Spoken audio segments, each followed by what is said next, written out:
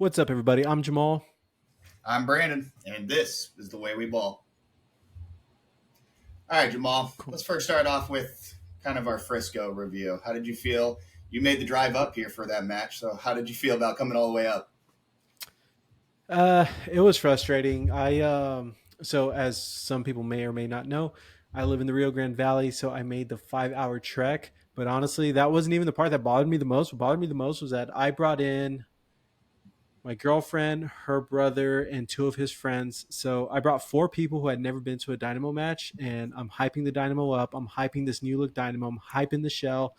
I'm hyping everything up, and it was probably one of the more boring games I've ever been to um, at Shell Stadium.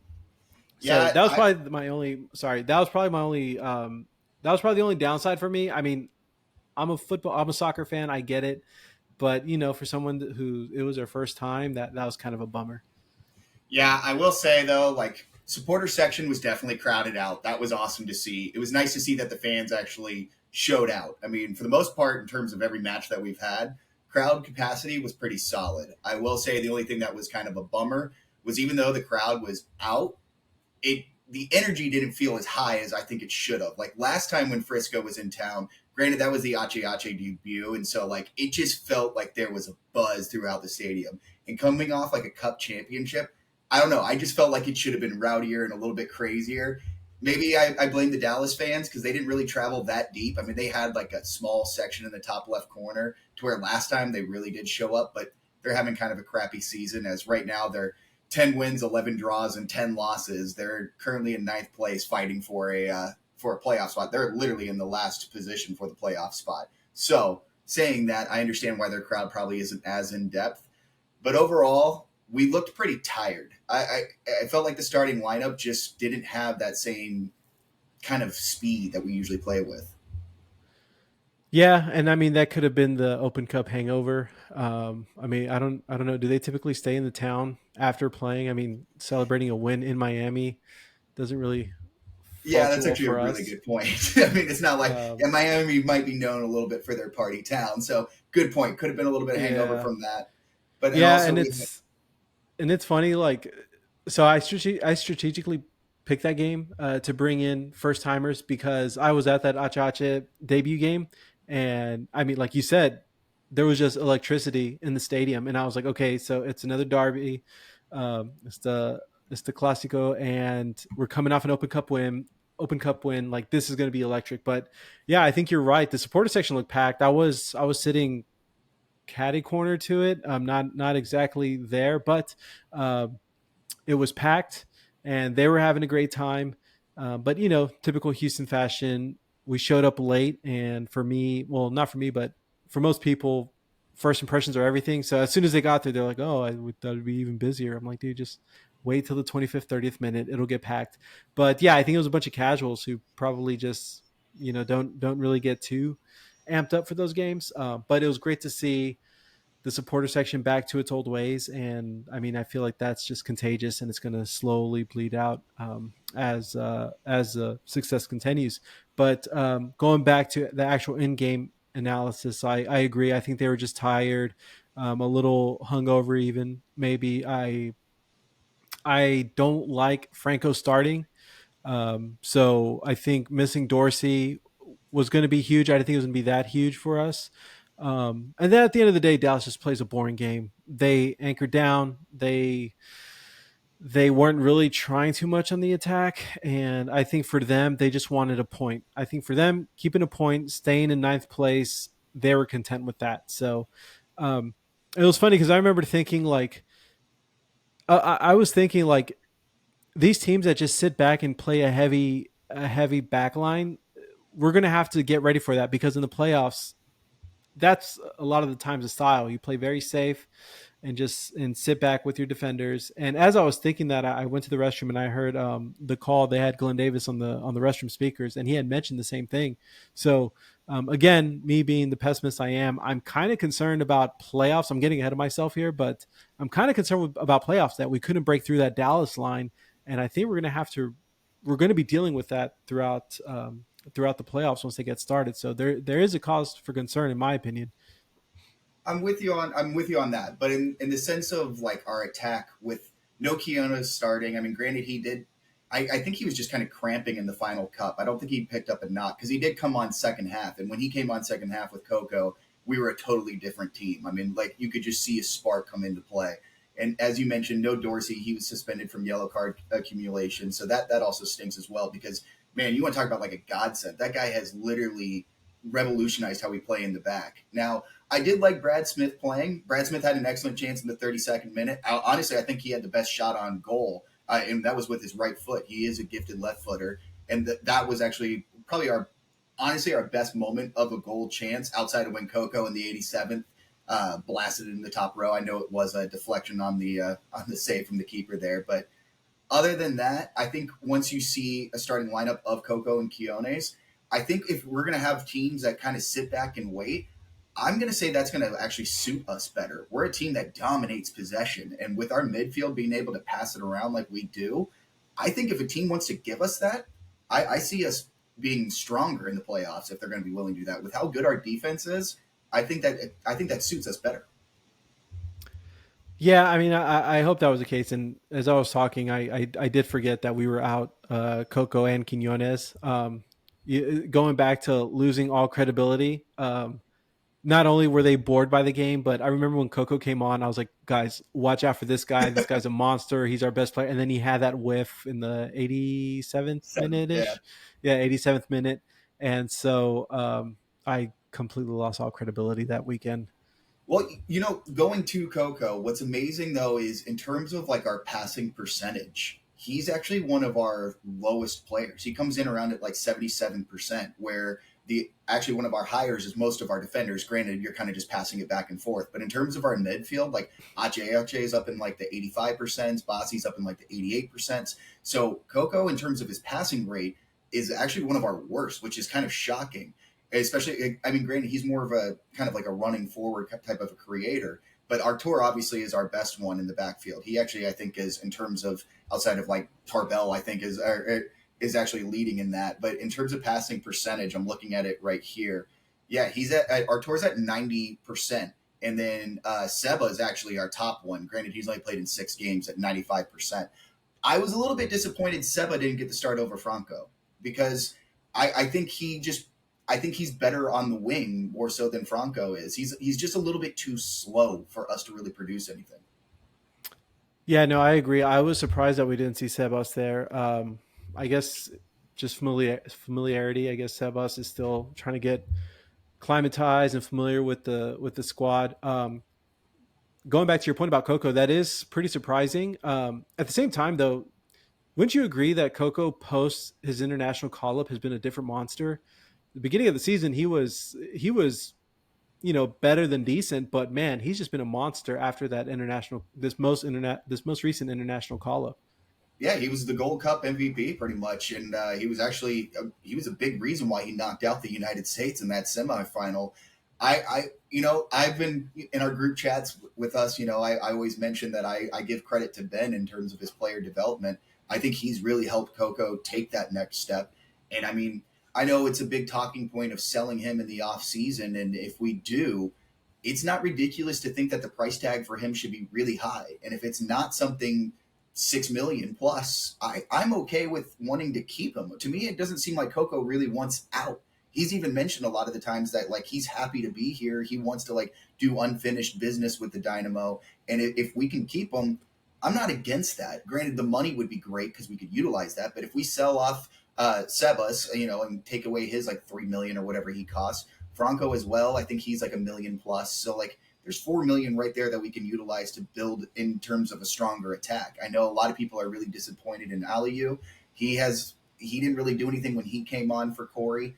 I will say Corey did have that, like he didn't even seem like Corey Baird making those deep runs that he usually does. I credit that to him just being tired. I think he's played a ton of minutes. In fact, I think he's like third on the team in terms of minutes played. Yeah, it's funny. Like as soon as Alayu comes, I'm just like, I kind of like give up hope at that point. Um, but yeah, I mean, back to your point, I think what has also really propelled both Ache Ache and Coco is Artur Yeah. being their little safety net. We've never really had a six like that. I think last year Ache Ache probably felt like he had to do too much. He had to defend, he had to attack, and now with Artur back there, who's solid, he has the freedom to move around more and do more, and so does Coco. So um, I'm not on the Well, yeah. bear train like you all are. I would prefer another striker up top, someone I'd have a little more confidence in their finishing. I do get what he brings to the Dynamo, um, especially when you see the him and the original Sebas being polar opposites of one another. I do Yeah. get what he brings, but man, the fact that Aleyu comes and even with Barrett, I'm not as confident with him putting it in the back of the net. I want that clinical finisher, and hopefully we get that next year.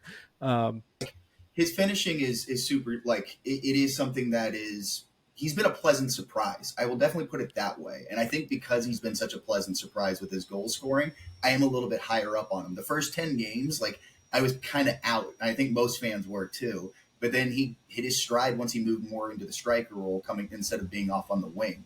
Now, the one thing I will say that was amazing, Bossy was out of this world in that Frisco match, man. He played exceptionally well. The only knock I have on that is I want him to shoot the ball more. Like, I felt like he had a couple of opportunities where he had a good look on goal, but then he's looking to pass it off. Granted, he is like an assist machine, but I want him to kind of take more strikes. It seems like the only goals he's going to score is if he gets it from the PK spot.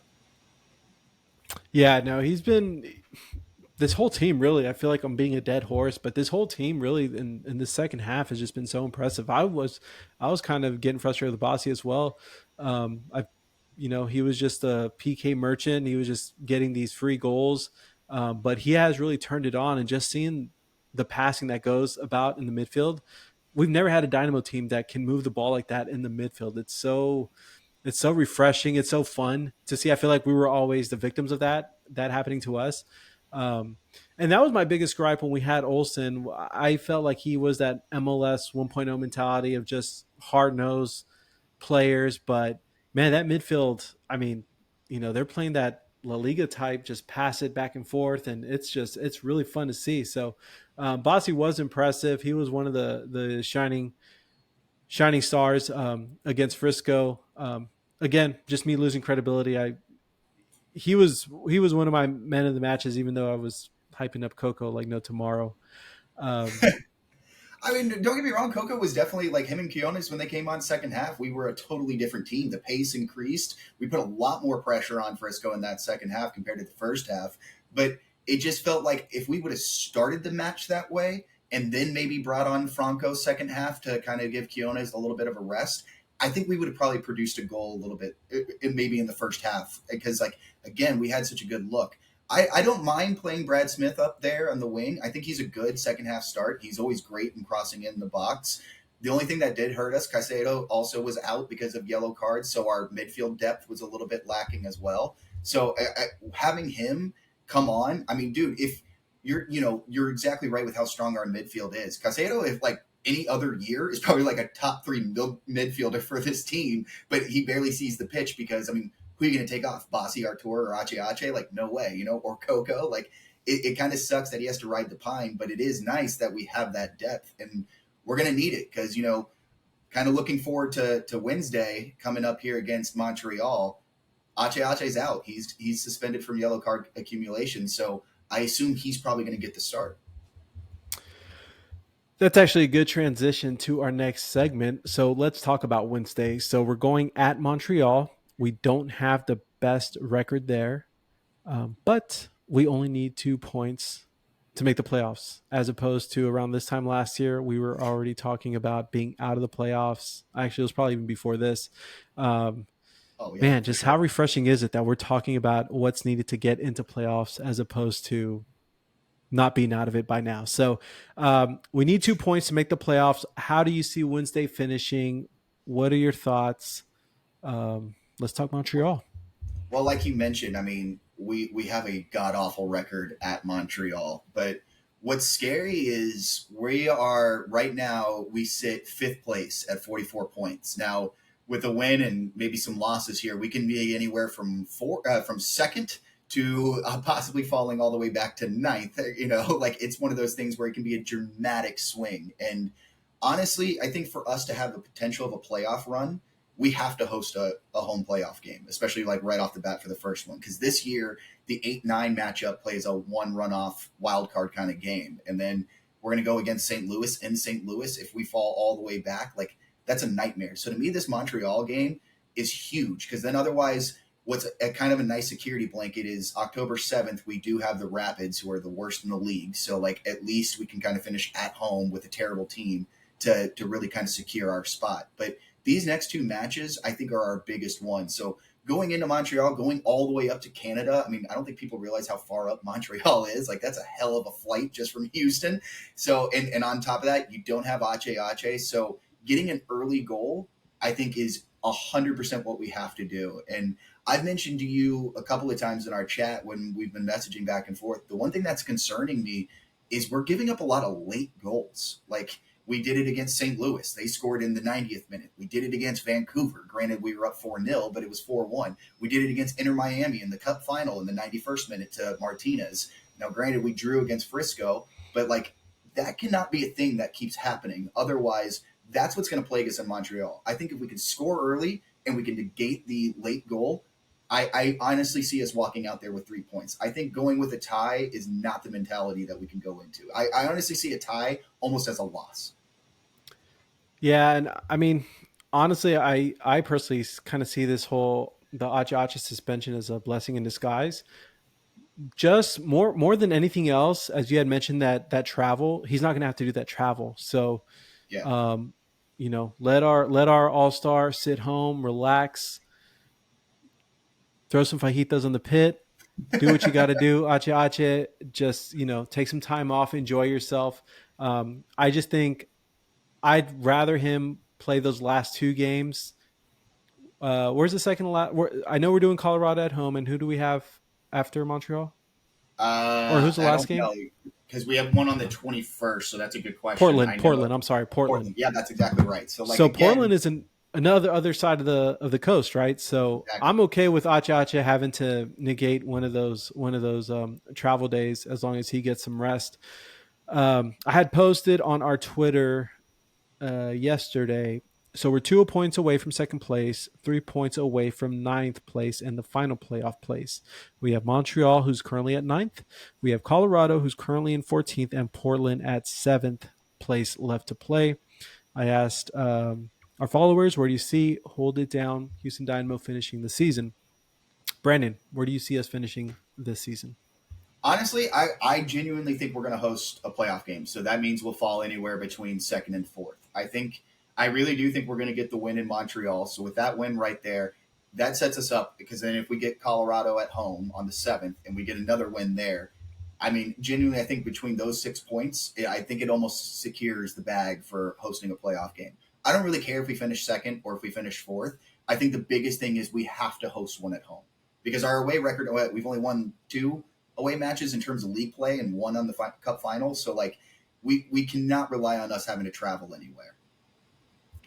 I had it's going to kill me for not giving this person credit, and it could have been one of the local guys, one of the local podcasts, or it could have been Football Americas. But someone had mentioned the tough thing about Houston, and I agree with this. And again, my bad for not giving you a shout out. I'll give you a Twitter shout out once I remember. But they mentioned the thing about Houston is that when you play Houston in the summer, these other teams in the MLS are already dealing with hot, humid weather. Yep. Houston, it gets extremely tough when you're playing them in the fall months when back home it's cool, it's nice, it's in the 70s, and you're going to Houston in 90-degree weather. So Yep. um, to add to your point, yeah, I think we need home if we're going to make any kind of run. We need that home field advantage. We need that climate advantage. So to answer my own question, call me jaded.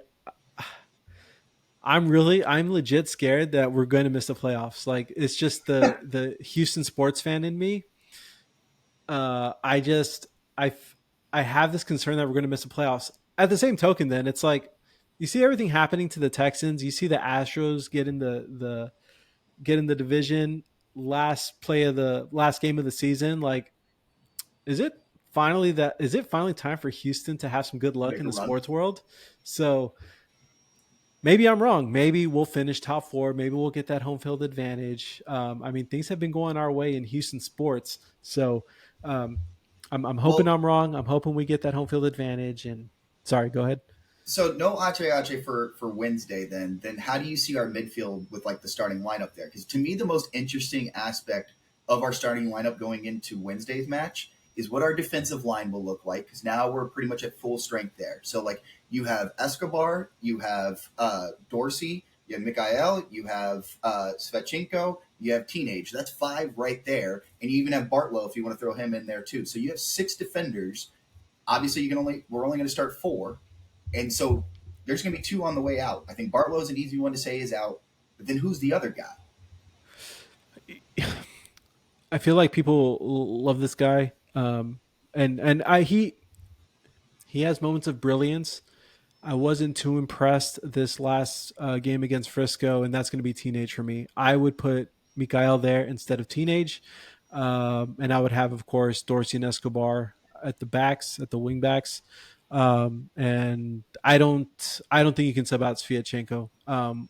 I Oh, feel I like think he's he might be out on a yellow card. Sorry to interrupt. I think he's the one because I think he picked up one late damn it, against Brandon. Frisco. I'm almost sure, but if not, I again I think that's what happened because I remember him getting a late yellow card and I was like, shit, is that going to make him out? But if At not, least I'm with you. He's obviously a starter. He's obviously the number one.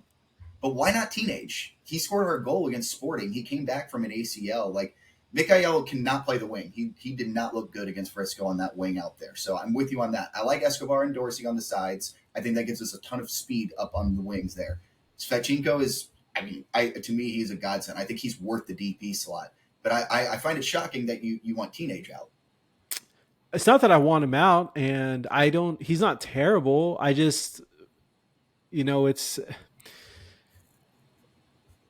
you're damned if you do, you're damned if you don't. You have to get one of those guys out. Yeah. And I, like you said, Sviatchenko is just too valuable for us. Um, it's funny because we started this podcast talking about how I lost credibility with my friends and family, and here you are again making me lose credibility with this Sviatchenko bomb. Um, Hopefully, our producer can check on that if Sviatchenko's playing. But yeah, if I had to choose, Mikhail's been solid, man. He's been a No, solid he center is. back. And again, I don't know if this is the Olsen magic, where he's a totally different player from last year. And yeah, I Dude, he would was a if I guy who had to knows play. choose. Yeah, yeah, exactly. And if I had to choose, I would honestly I would go Mikael. I feel at this point in time, I feel safer having him as our starting center back over Teenage Debbie. So producer Shay let us know he's on a warning. So okay, so next yellow he'll be out. So that's good. Oh, Mikhail's on a warning. Yikes, that's not good.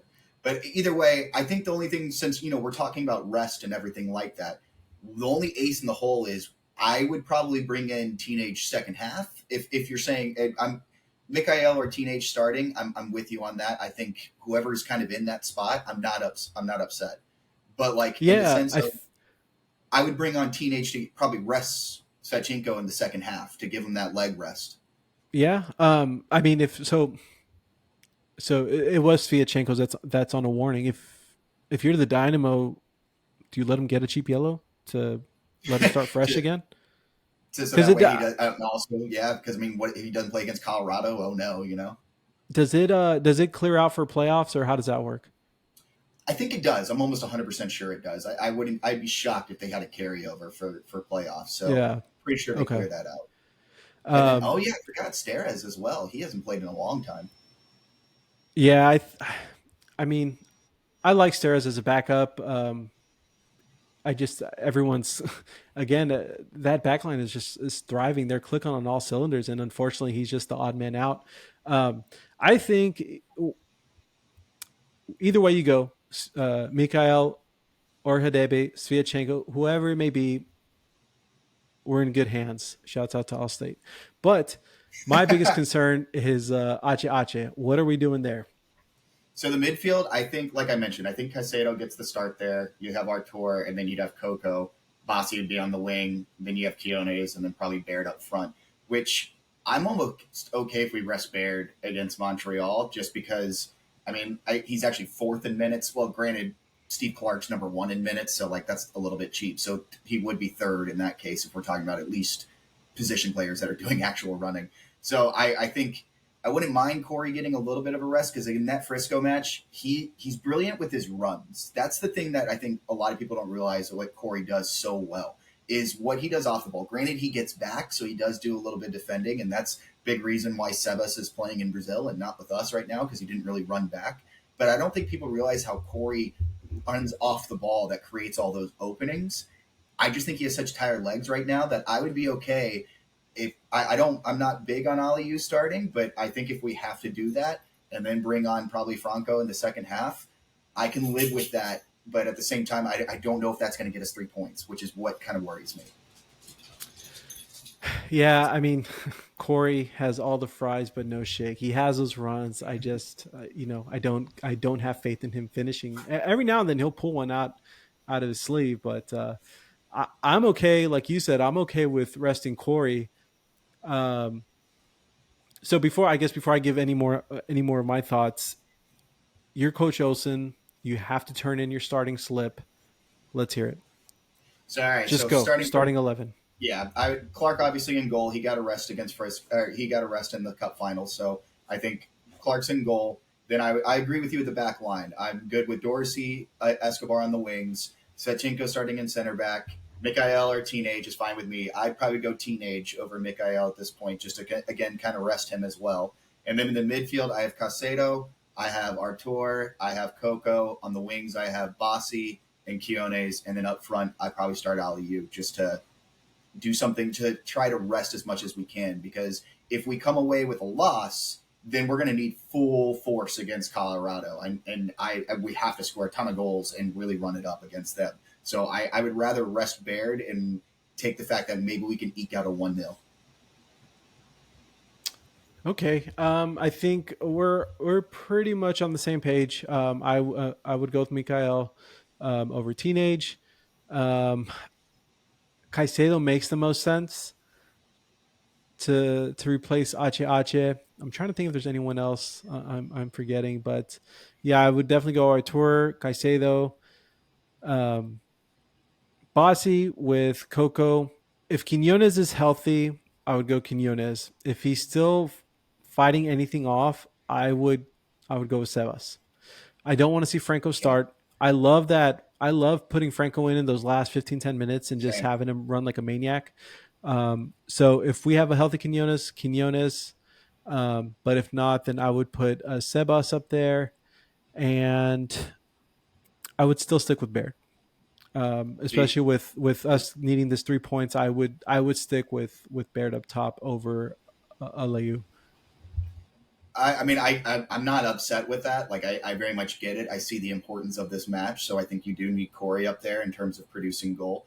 I also like that idea of putting on Franco late for those late minutes because he's like the ultimate hustle guy, and just kind of having him start isn't the key. So I would be okay with having Keone start. That way he just wears down those defensive backs. And then that's where I think Franco gets those kind of cheap goals is a little bit unfair to say, but that's how he comes away with his goals because I think the defense is just so beaten down from trying to keep that speed under control that's how he comes away with those headers, etc. I bring Brad Smith on as well in terms of putting on the wing. I think Bossy, I hope his leg injury is 100% healed, so I'm okay with him coming on later for Bossy. But if it's 0-0 and it's the 77th minute, that's going to be so tough to make any substitutions because we really gotta go for the kill in this Wednesday match. Yeah, so just to, I guess, finish this segment with my prediction, I think we're going to have a replay of Dallas. I think it's going to be a 0-0. I think our back line has been stellar. I don't see Montreal getting past that. Um, and I don't know the struggles we've always had with Montreal. I don't really see our attacking pieces doing too much. So I think it's going to be a boring 0-0 draw. I can see that. It's also not the worst if we don't concede any goals. That's also going to help because I mean, in all honesty, the way this is coming down to the wire, it might come down to goal differences for us to be pushed up a spot. Now, speaking of kind of pushing up a spot, looking big picture in the West here, we're getting closer to the playoff race. Who do you think right now is probably the biggest threat in the West? That I mean, not to win it all. I would almost say not necessarily like for the Dynamo to face off, but just who do you think is probably the team to beat right now? Are you saying in the West or in the Yeah, entire just the West right East? now because the East I think is East. a little Oh, bit more shaped, where the West right now is like a really jammed pack race. well, it's jam packed up until the top spot, so I guess you'd have to give it to St. Louis. It's there. I think they're 10 points from second place. Is that? Let me check. Yeah, there. So Salt right Lake. now, second is Real Salt Lake after their victory over LAFC. So yeah, St. Louis is at 56, Real Salt Lake is at 46, Sounders at 46, LAFC at 45, and then us at 44. Vancouver right behind us at 43. So if we're in Vegas, you'd have to go with St. Louis, right? Just based off the numbers. But They've I'm never not done too it. well that and just our performance against them. I'm not too threatened by St. Louis. Same. If that's the pinnacle of what we have to reach to win it all, I'm not too threatened by St. Louis from what I've seen. I mean, we also have Parker in there. I'm sure Ted's probably paying him under the table to give us all the insider secrets and hand signals and whatnot. But Well, I mean, they I smoked us when we went up to St. Louis. I think it was 3-0. So they beat us down. But when they came to us, you're exactly right. They eked out that 91st equalizer. So I honestly don't think St. Louis is the pinnacle to take down right now. Now that's tough to say because LAFC 90% of their goals have come from just two players, Vera and gosh darn it, number 99. I forgot his name right now. Anyway, I'll look it up later. But anyway, the 90% of their goals has come from there. Their third goal scorer is their right back at 4. So I don't think LAFC is the same threat as it used to be. They don't have a Gareth Bale coming off the bench this year. The Sounders, they were like bottom of the table for the longest time and then suddenly made a late surge to climb the tables. Granted, they did. I think they're still always a threat. To me, the one that could sneak out of everybody is Real Salt Lake, just because they just with Diego Luna, one of my favorite guys to watch, that little unit run around. And then on top of that, they have Chicho up there at front. Like they have a squad that I think could surprise a lot of people that are very much underlooking. And like you said, if I'm in Vegas, I think the odds in terms of me placing a bet that might hit. You're thinking of Dennis Bouanga, by the way, with LAFC. Yeah, Yeah, no. Shouts out to Diego Luna. I used to work in the USL, so I have a soft spot for him. I Um, love him, man. He's so fun to watch. It's like a mini uh, fridge with legs. yeah, no, he just I I'll just leave it at that. He just has a funny look with like his little like with his highlighted hair and like he's just so like stocky, but he's just a badass man. So I feel like I'm getting too much on personal appearances now. But anyway, um, yeah, the crazy thing about LAFC and what is like super intriguing for me is that we both embarrassed each other. So it's like let's say we were to play each other in playoffs, which LAFC are you getting and which Dynamo are you getting at that game? I mean, that's a good point. And also, like, I mean, 1 point separates us from either us playing at LAFC or them playing us here, and we embarrassed them at when they came here. But I think when we went up there, I don't think we didn't draw, but I think I almost want to say it wasn't as a big of a defeat when they came here. We smoked them when they were playing against us. But in terms of goals, the goal difference, it's pretty similar. LAFC has 44 goals for, 35 against. We have 42 for, 35 against. So 2 goals separates us in terms of a goal difference. And I would say the leg up goes to us because in terms of our defense, we have less much stronger. That's right. We beat them at home 1-0. That's right in LAFC. So I honestly don't think LAFC is as big as a threat as they were last year. Am I thinking of Galaxy? I remember like Yeah, being on a high because we won 4-0, and then we got embarrassed. I'm confusing with somebody else, but okay, yeah. Um, so yeah, I mean, it's, at the end of the day, it's still LAFC, and I would hate to have to play LAFC at LA. Um, so are you? I don't. So who are you going, or who's your money on? My biggest threat. surprise pick would probably be Real Salt Lake, just because I think they have an interesting path. For me, I'm not a big believer in St. Louis right now because show me you've ever done it. Like granted, it's a little bit unfair. I know they're new to the league this year, but because of that, I think the playoff tension could be too huge. Now, granted, their home field advantage is a legit home field advantage. So the fact that they have that throughout the playoffs, I get them having a nice leg up for that because those fans show up and they show out. But I just if you can minimize Klaus up front, I don't see them having as big of a goal scoring threat. Now, granted, I believe they are top dogs in goal scores. They have 62 for, 40 against. And so like that is dominant. But a big reason for that is because of their home field advantage. On the road, they're much more susceptible. But I just they haven't done it yet. So for me, I'm not going to give them a leg up. The East to me is obvious. I mean, obviously with that, I mean, I think Cincinnati is just top dog. They're really deep. Um, yeah, I mean, the East is everyone's favorite, right? To go all. I think that it's safe to say they're the stronger division. Um, but yeah, look at us talking about the finals, and just a year ago we were already thinking we're doomed. Right. And Well, I um, mean, I honestly think if we host a home match, I see us doing a deep run. Look what we did in the Cup final. Whenever I think this team is legitimately built for playoffs. That's why, like, I really obviously want us to host a home field for the first round because I think that would give us the leg up. But to me, Leagues Cup, we looked great in the Leagues Cup. We made it out round of 16 until we got knocked out. Again, when we won the U.S. Open Cup. This is a team to me that's like built like the Florida Panthers, the Miami Heat. Like, we're not going to be sexy in regular season play, but we don't need to be. Once we make it into the playoffs, that defensive strategy that we have is going to kill teams. The midfield dominating possession, that's exactly what we need. I think us eking out these like 1-0 wins, 2-1, is going to separate us from the rest. And going to PKs, I've got nothing but faith of Clark in goal and also our PK takers. Like, we looked great in Leeds Cup every time it went to a PK. So, like, I'm okay with us grinding out into this. I'm not saying that I think we're out. I was obviously picking a winner besides us. Just like I genuinely believe that we can win it all if we make it. For the same reason I'm saying, I think we have the depth, and I think we honestly, if we stay healthy, I genuinely think we're a huge threat. yeah, I think we brought up Vegas. I think the safe pick would be, if we're just talking about the West, the safe Yeah, the safe pick would be St. Louis, but the smart pick would be the Dynamo. Just the yeah. the numbers are going to be in your favor.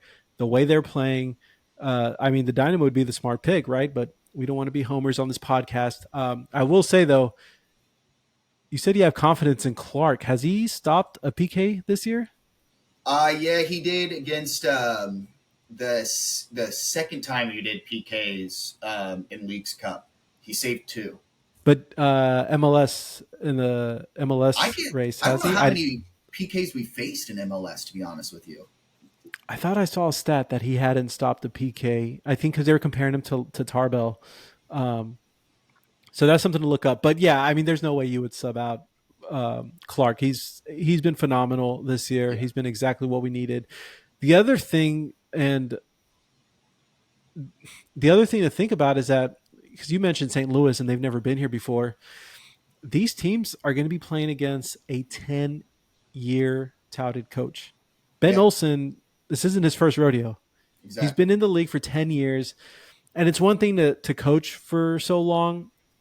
He's coached this specific league for 10 years. So 100%. very And few played him. people, and played in it. So very few people know this league as well as he does, knows the grind of the playoffs.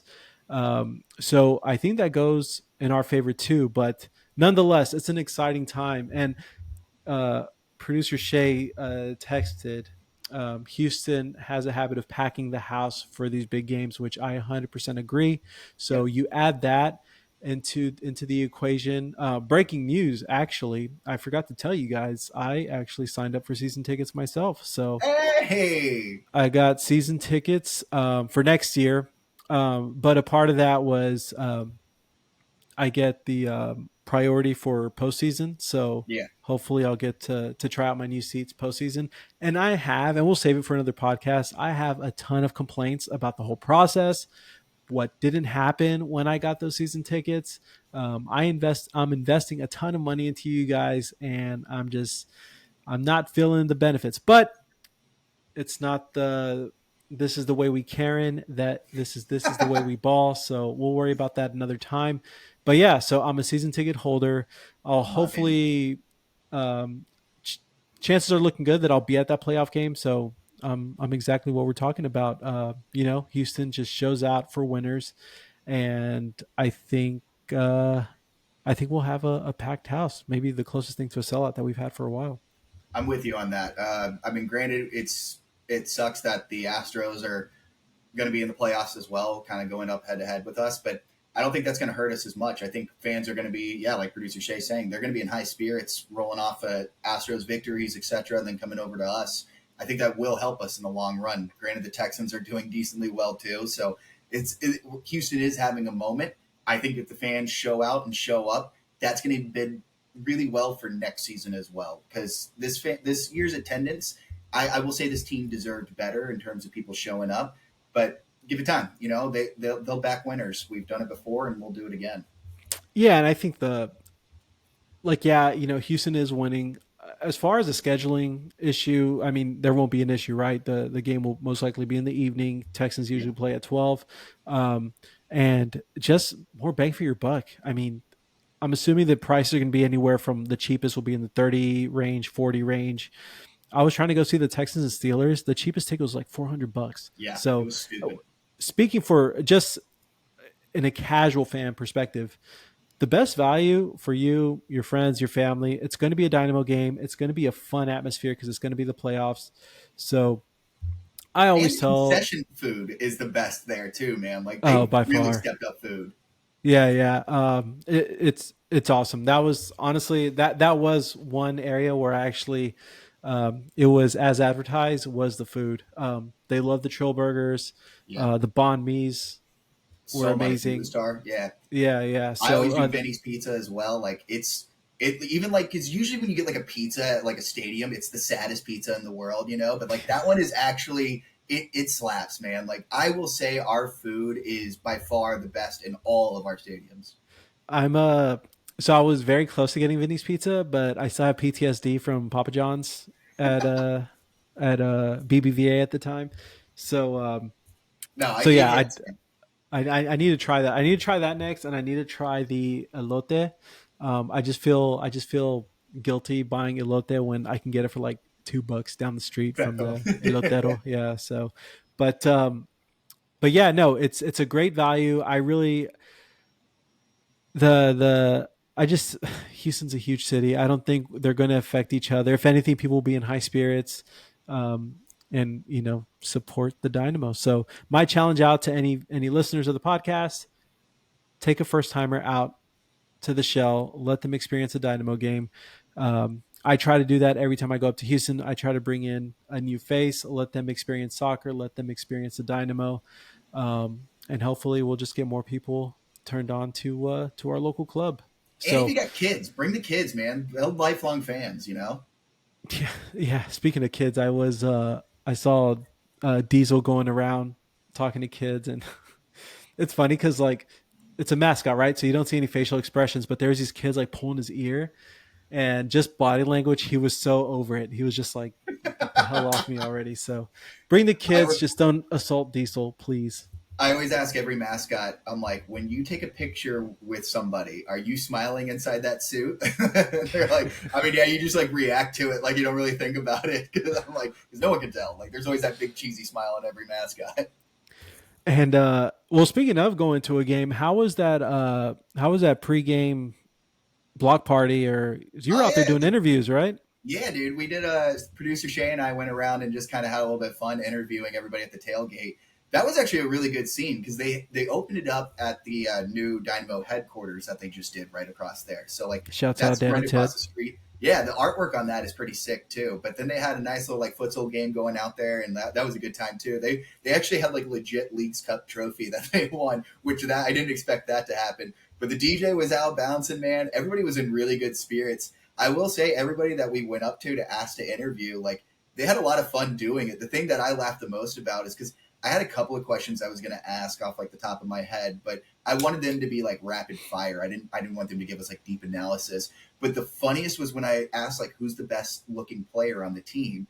Everybody genuinely like stopped to like do a deep thought of like I need to get this right. I thought that was the funniest moment, but it was a good time, man. I hope they do more of that. Like I know it sucks to do in the heat of summer and stuff, but if they can get creative by bringing like fans, like literal fans out there to like blow on people and stuff like that, they need to keep doing that because that was a vibe, man. It really was. Speaking of, no love for, for Escobar. Like, what No, was there up with was. that? There Was was there? yeah, one guy. I think it was Sir Scarf, the guy that has 50 scarves that he wears Oh, around on okay, his belt. okay. He gave Escobar love, and then the biggest one was Dorsey. A lot of people love Dorsey, I and don't get I that. think it's I the hair don't. It's one of those things. It's I think his play is just masks because he's any. doing well. Yeah, exactly. His play recently is like masking any kind of shortcomings he has in the looks department. And then the other one was Bossy. Like, to me, he just looks like the The Moroccan Jimmy ventriloquist. Neutron. Oh, Do that's what? actually a great shout. Dude, Dude, he like, the honest winner is Fetchenko. That guy is smoldering, and like I yeah. think producer Shay actually did a few shots with him, and like he said the same thing. Like I was shocked that that guy didn't get enough love. I just think people haven't seen him close up enough. Well, even at that, like, just go to his Instagram. The guy like Yeah, does like family photo, like legit photo shoots. And I know he was at the Menil collection, yeah. and he did a photo shoot out there. So, yeah, I would. I mean, I guess that was like the golden question because even I was like thinking about it, watching it. I would have gone Escobar or Sviatchenko. I The just shocking ones was Coco was a shout out for that one. I was like, I don't know if like who get like not really a looker to me. Great soccer player, but other than that, and then Franco got some love too because of his eyes. his eyes, right? Well, who was it? Chance the Rapper said, "Everybody is somebody's everything." So I guess that was evident there. All right, Brandon. So before we end things off, we're going to finish with a fun little segment that I thought of at 1 a.m. while trying to fall asleep yesterday. So, little information for our viewers. I'm a big Liverpool fan. Brandon's a big Liverpool fan. Yeah, I got this idea from Liverpool Twitter. So basically, the supporters, when we signed McAllister, somebody put on ChatGPT, create a chant for our new signing McAllister to the tune of a popular 90s dance beat. And I'll see if I can edit it in here for people to hear, but it's a banger. So I thought, well, what are some fun chants that we could have for our squad in our situation? So the first one I did was H H, and it gave me the tune of Oye Mi Amor by Mana, popular Mexican band from Guadalajara. So I'm gonna so Chat GPT doesn't really do a good job of like maintaining a rhythm. So yeah. it's not the best, but we'll try to work with it. And I'm not gonna sing it, so relax. I was hoping for that. But basically it was so we'll start with the first one, Hector Herrera with Oye Mi Amor, and it was Oye Herrera, en Dynamo estás, con tu pasión no haces vibrar. And then the other part, I couldn't get it to the song, but it was En el campo, eres nuestro orgullo, y más con tu magia y el triunfo vamos al alcanzar. So that was Chat GPT's chant for our captain, Hector Herrera, to the tune of Oye Mi Amor. And then my favorite personality, I don't know what you want to call him in the Dynamo universe, is Daddy Ted. The guy Yeah, has invested into this team. He has completely 180 turned around just a decade of darkness for this club. It's funny because I'm a huge fan of like what's happening with Wrexham and Ryan Reynolds and Rob McElhenney. And I was on a podcast recently, a Wrexham podcast, and I compared what's happening with them to what's happening with us. The only difference is he's not a Hollywood A-lister, but yep. there's a lot of parallels with what happened to that club and an ownership just taking them down. I, if we had pro rel in the U.S., we'd be screwed. We'd be USL one or whatever the case. But um, A lot of parallels there. And so I asked ChatGPT, let's make a song for Daddy Ted. So ChatGPT doing what it does, picked the song Daddy Cool by Boney M, a popular 70s Dutch band. And so it was basically Ted Siegel, he's the man. He's got the dynamo in his hands. With passion and vision, he'll lead the way. We're cheering for Ted every single day.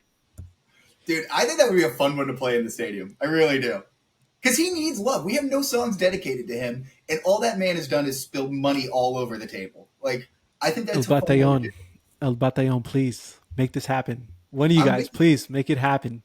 Yeah, Uh, EB, let's drum up to that. That'd be a good one to do, man. Daddy Cool, we'll put a link in the description. YouTube, Daddy Cool by Booney M. It's a banger. Just, change it and make it for Big Daddy Ted. So, Brandon, before we cut it out, let's come up with one on the spot. So, I'm going to give you the decision making. Pick a Mm. player, pick a tune, and we'll see what ChatGPT can come up with. So I had a layup one of doing Teenage Endeavor to Teenage Dream, and that I think that would just be way too on the nose, but like That's I a think it would gimme. still be funny. Um, Man, I'm trying to think of a good one that we could do for. Honestly, I'm trying to think of like a player that doesn't get enough love for a song. Bossy, I think, needs a song because Bossy literally came up to the supporter section banging the drums. So I want Bossy to get a song as well. I think Bossy to tie in our game of who's the best looking. Bossy to I'm too sexy. Okay, so let's make a chant for, how do you spell his first name? Amine? Yeah, Amine. Yep. To the tune. Yeah, and have the fans too. That's actually a fun idea there I, too. Producer Shay, tweet at us chant suggestions. I think that would be a good one to drum up because they're too similar in the MLS. A lot of people share the same kind of chants. I think that'd be fun yeah. for us to be different. Bossy, I'm sexy. So this thing like works in seconds. I already got it. And just the first two lines, I'm cracking up. So, and we'll try to throw this. We're not editors, by the way, so we'll see what we can do. But so to the tune of "I'm Too Sexy." Let's see, how do you Amane Bossy? He's our star. On the pitch, he'll take us far. Will skills so smooth and goal so fine. He's the one who'll shine all the time. I love it. There's actually a second line. Ooh, Amane Bossy, oh so neat, scoring goals with lightning feet. In the midfield, he's the king. dude, Uh, and then we're too lucky to have Amina here. In our team, he's our cheer. Oh, Amina, you're the best. With you, we'll triumph, we confess. I'm telling you, man. That's actually the one that's pretty spot on for who he is too for this team. I like that. We are going to create a monster with Amina Bassi and gassing him up this much. Either that or we're going to get restraining orders and he Yeah, won't be right. allowed in Shell. So, well, Hopefully he I follows mean, us. well, I mean, Tata is a fan as well, as we saw in today's Yep. press conference. So, Yes, he did. Bossy over Messi. He even admitted to himself. well, Brandon, I think that would be a good ending point. It was our first episode of The Way We Ball. Be sure to follow us on Twitter, Instagram, YouTube, The Way We Ball. That's underscore The Way We Ball, all one letter. And subscribe and rate us on your favorite podcasting platform, Apple Podcast, Spotify, and whatever or wherever you get your podcast from. Brandon, would you have any lasting words for our listeners? Just the simple ones. Dolly Dynamo and hold it down, baby. Dollar Dynamo, hold it down. And this is The Way We Ball.